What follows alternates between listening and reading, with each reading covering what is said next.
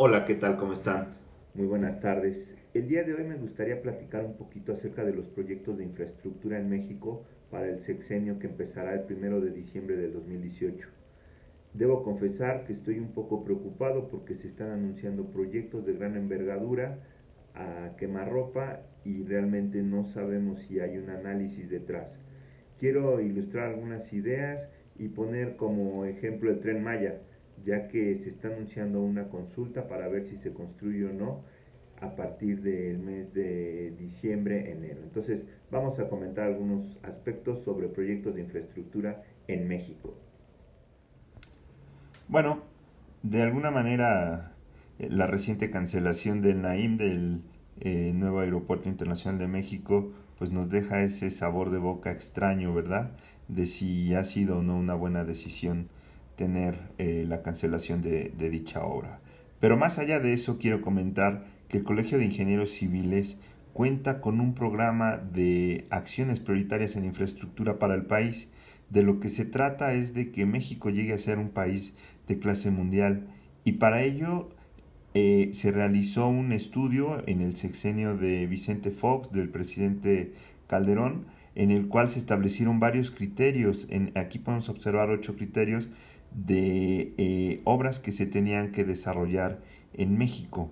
Entonces, estas obras se dividieron en tres grandes grupos. Las primeras son obras para el desarrollo económico, después vienen obras para el desarrollo social y posteriormente obras para la competitividad logística. En el primer grupo observamos las obras de infraestructura turística. De esa forma se llegó a 109 proyectos que harían de México un país de clase mundial en todos los aspectos, ¿verdad? Aquí muestro algunos de los proyectos y los estados del país en donde se deberían de ubicar. Efectivamente, hay en Quintana Roo, Nuevo Cancún, y ahí vienen las inversiones estimadas en millones de dólares. Está el corredor Cancún en la Riviera Maya, la Costa Maya, Puerto Peñasco, tenemos en Sinaloa Nuevo Mazatlán, en Jalisco eh, tenemos la Bahía Chamela, tenemos así en Chiapas, en Veracruz, etcétera. Entonces, son proyectos de infraestructura turística. Pero todos esos proyectos tienen, digamos, un aval. Para darles una idea, antes de llegar a esos 109 proyectos, se analizaron más de 800 proyectos que México requiere para llegar a ser un país de clase mundial. Entonces, vamos a comentar cuáles fueron los criterios que se usaron para evaluar esos proyectos y vamos a hacer la comparativa con el Tren Maya. Antes de entrar a datos específicos sobre el Tren Maya, vamos a analizar algunos del Tren México-Toluca, que es una obra que ya está en construcción. Quiero decir que el Tren Maya no aparece dentro de esos 109 proyectos. Entonces, por eso la importancia de ver si es conveniente o no meterlo a esa lista, porque definitivamente hay una lista de proyectos muy grandes que se podrían hacer con esos recursos y que le darían una ventaja competitiva enorme a México. Y bueno, vamos a comentar algunos aspectos. Lo primero es comentar que el recorrido del tren México-Toluca es de aproximadamente 60 kilómetros. Se estima que se tardará 39-40 minutos en llegar de un extremo al otro y se transitará a una velocidad aproximada de 90 kilómetros por hora, aunque la velocidad máxima del tren es de 160 kilómetros por hora. Ahora, la Secretaría de Comunicaciones y Transportes en su página, desde el inicio del proyecto, ha publicado distintos documentos. Aquí les muestro uno de ellos, es el documento que analiza el costo-beneficio. Nosotros, para ver si una obra es viable, tenemos que ver cuánto nos va a costar, en cuánto tiempo vamos a recuperar la inversión y cuántas personas se van a ver beneficiadas por esa obra. Como ustedes aprecian, este documento data de noviembre del 2013.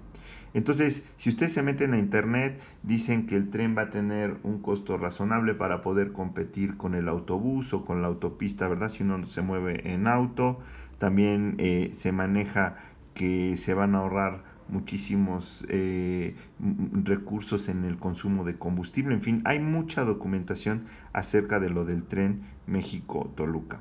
Yo aquí, para tener un resumen, he construido una tabla donde vamos a ir comparando lo del México-Toluca con el tren Maya. Entonces, vamos a empezar. El tiempo de construcción, pues del 2013 al 2019, que son 6 años. Este proyecto pues lleva básicamente el sexenio del presidente Peña Nieto en construcción. Todavía no se termina. Esperemos que para el año entrante, 2019, ya quede. La longitud aproximada, dijimos, son 58 kilómetros. Vamos a redondearlo a 60 para hacerlo fácil. Si ustedes buscan en internet, se ha ido elevando el costo de esta obra y originalmente se tenían pensados 42,000, 43,000 millones, pero al final va a costar 60,000 millones de pesos. Esto significa que cada kilómetro va a costar 1,000 millones de pesos. Es como ustedes pueden apreciar, es una gran cantidad de recursos. Muy bien. ¿Cuántas personas potencialmente se podrían beneficiar? Aquí, tomando datos del INEGI del último censo 2015, observamos que la Ciudad de México cuenta con 9 millones de habitantes, en números redondos por supuesto, y el Estado de México cuenta con 16 millones, de tal suerte que la suma de ambas poblaciones es de 25 millones de habitantes. Ellos potencialmente se podrían beneficiar. Lo que se espera es tener un aforo diario de 250,000 pasajeros, es decir, que el 1% de la población de estas dos entidades estará usando el tren diariamente. Estos aforos desde luego varían, no es lo mismo un sábado, ¿verdad?, que un lunes o un miércoles, un día entre semana, entonces varían, pero en promedio son 250,000. Entonces, ¿cuánto va a costar el pasaje? De acuerdo con los primeros datos, se estima que cueste 80 pesos el pasaje, de tal suerte que si nosotros multiplicamos ese 80 pesos por los 250,000 pasajeros diarios, cada día el tren va a captar 20 millones de pesos. Esos son los ingresos que va a tener diariamente el tren México-Toluca. Si multiplicamos por 365, al año se tendría un ingreso de 7,300 millones de pesos. Entonces la pregunta es, ¿cuántos años necesitaría yo metiendo 7,300 millones cada año para juntar el costo de la inversión de 60,000 millones, que es lo que, insisto, va a costar? Pues haciendo el cálculo, estamos hablando de 8.2 años, es decir, que la recuperación de este monto invertido se obtendría a partir del año 2026-2027, es decir, los primeros 8 años estaría trabajando para recuperar la inversión y a partir del año 9 ya se estarían teniendo utilidades de este proyecto.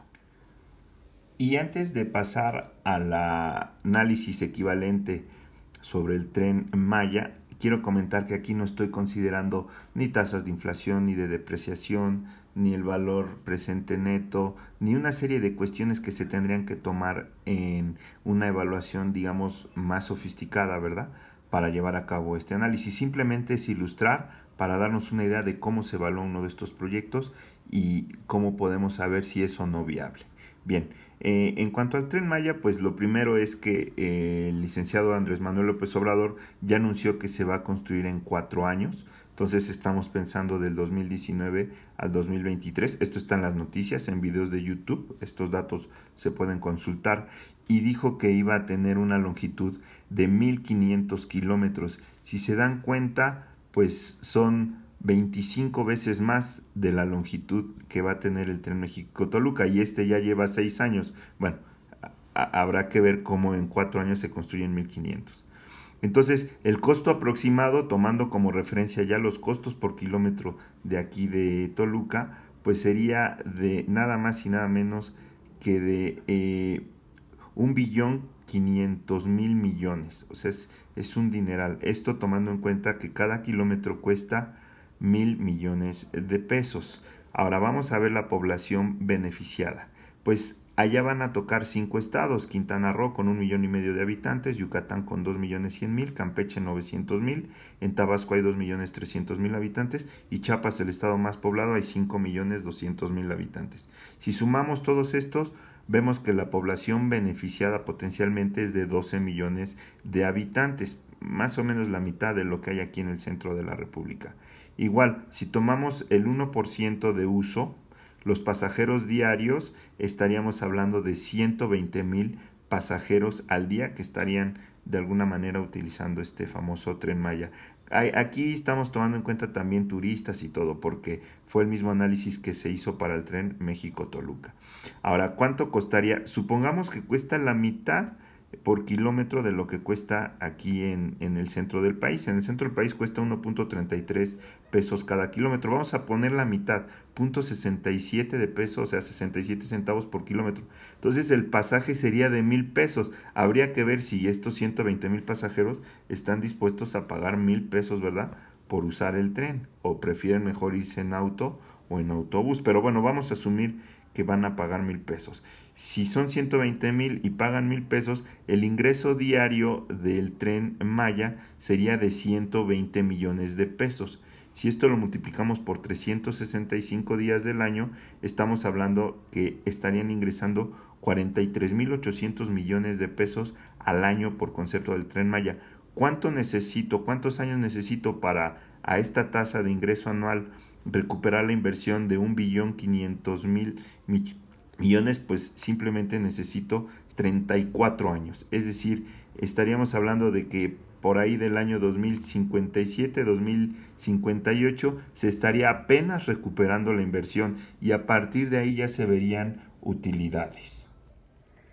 Entonces estamos viendo que aparte de ser una inversión muy cuantiosa que nos tomaría muchísimo tiempo pagar, estaríamos endeudando a varias generaciones, a nuestros hijos, quizás a nuestros nietos, pues no estamos tomando ahí en cuenta el daño ecológico que se le haría a la selva por donde no hay vías y donde se tendría que de ceros empezar a construir el proyecto. Quizás debamos hacer el hashtag yo prefiero la selva y ahora que venga la consulta, pues tener en cuenta este tipo de situaciones. No es nada más de que, vamos a hacer un tren Maya. No, hay que ver toda esta parte. Ahorita me aboqué yo a lo financiero, pero había que ver lo social y lo ecológico. Tal y como se hizo aquí con el Aeropuerto Internacional de México. Me parece bien que se respete a la naturaleza, pero hay que tener presente que cualquier proyecto, por mínimo que sea, de ingeniería civil, siempre va a afectar al ambiente. Lo que debemos hacer es mitigar el efecto que se va a tener. Muchísimas gracias por su atención. Hasta la próxima.